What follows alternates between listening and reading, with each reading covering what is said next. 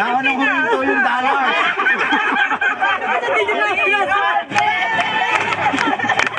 We are blessed. We are blessed. Okay.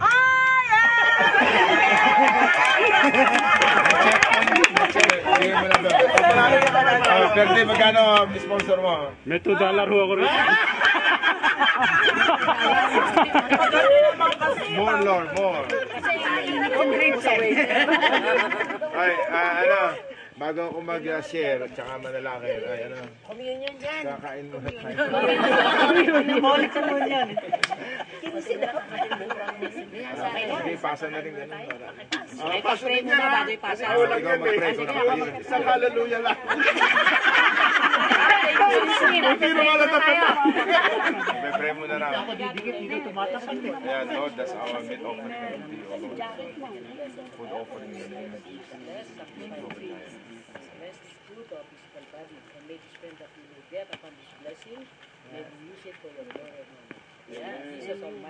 Mamaya na, kakakain lang naman natin. Ano muna, kumanta mo tayo, tapos manalangin. Okay?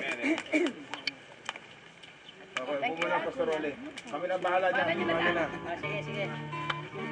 Okay. Bago ko tayo manalangin, ay gusto ko i-share sa inyo itong anointing to prosper. 3 days ago, I received the anointing of prosperity. Ang tawag doon, anointing to prosper. Kaya ito siguro, hindi siguro talaga, gesture itong ginawa natin. Nadadating sa ating mga kamay ang lahat ng pagpapala. Amen? Genesis 39 verse 2. And the Lord was with Joseph. He was a prosperous man. And he was in the house of his master, the Egyptian. And his master saw that the Lord was with him. And the Lord made all that he did to prosper in his hand. And Joseph found grace in his sight and served him. He made him overseer over his house.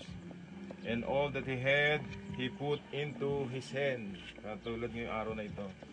So Genesis 39 verse 2. Sabi natin, akin yan. Akin yan. So ulitin natin, the Lord was with Joseph. No, change your name. The Lord was with Joseph.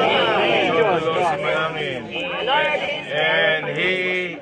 And he was a prosperous man. So receive the word anointing of prosperity. Sabi mo sa katabi mo, congratulations.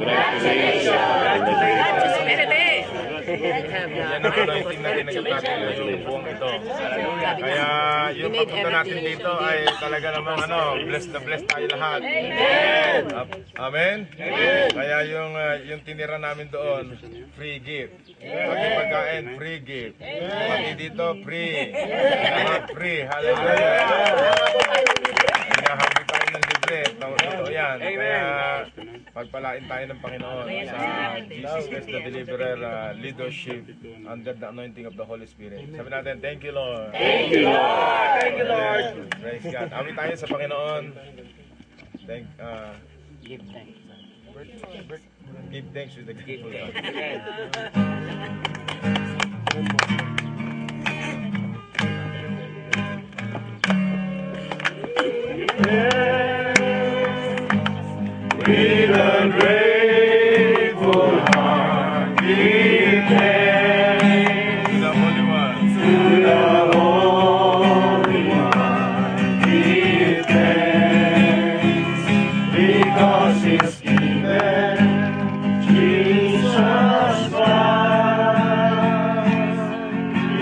With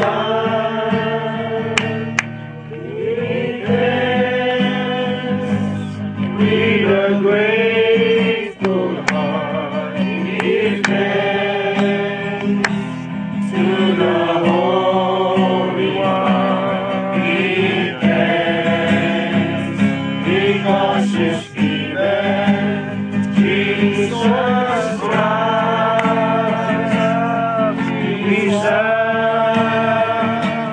And now, let the weak say, I am strong. Let the poor say, I am rich. Because of what? Sa maliliit at malalaking bagay na pinaranas mo sa amin dito po sa Baguio City. At ayaw mo po, Panginoon, habang kami pinagpapala mo, ang aming puso ay lalo pang mababang loob, mapagsising puso, at punong-puno ng pagtitiwala sa Diyos na nagmahal at nagpala sa aming lahat. We claim Genesis 39 verse 2 that you will release anointing to prosper mula sa iyong lingkod, sa liderato ng Jesus Christ na Deliverer, sa pamilya namin, sa lahat ng membro namin sa pangalan ni Kristo Jesus. Starting today. Lord, habang nakalahad ang aming mga kamay, sa araw na ito, release anointing in our hands, kung paano mo lahat ng ginawa mo kay Joseph, lahat ng kanyang ginawa ng kanyang mga kamay, ay pinagpapala mo, Panginoon. At saan masaya pumaparoon, Panginoon Diyos, hallelujah, sa lahat ng dako, sinasamahan mo siya, pinagpapala mo, Panginoon. At sino mang nakakakita sa kanya, mga hari, mga matataas na tao, nakikita nila ang ikaw ay sumasa kanya. Yung Diyos niya ay Diyos din namin sa mga sandaling ito.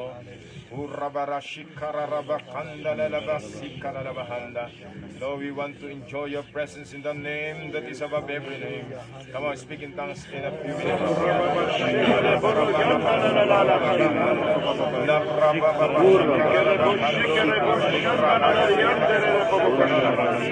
We receive the chanting right now from the crown of our head down to the sole of our feet in the name of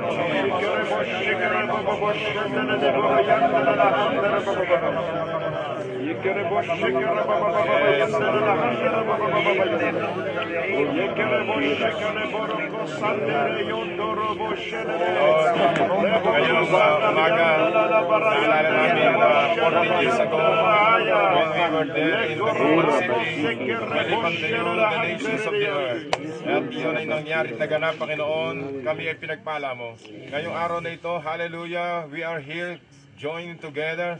We agree in one, hallelujah, that you will bless the hands of your people, especially your servants today. Release a miracle of multiplication, supernatural abundance of harvest in the name of Jesus, harvest of soul, harvest of miracle, and harvest of financial breakthroughs in Jesus' mighty name.